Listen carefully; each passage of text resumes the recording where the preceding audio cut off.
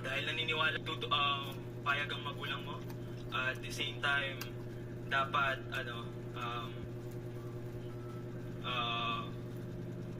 Pero question, kaya mo makipag-live-in, Carl? Ano yan, pasok ba yun sa mga ano mo sa buhay?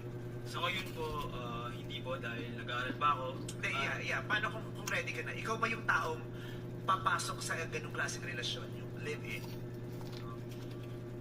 Hindi po. Kasi I'm surrounded with those people po na may experience ng live-in. So, nag-learn po ako from their experiences and ayoko po ma-experience yung na-experience po nila. At gusto ko po na matutunan din po ni Danny na makinig sa mga kwento ng mga may Mark relasyon na Logan, sa mga kwento ni Mark Logan. Mga kwento na may pinagdaanan na.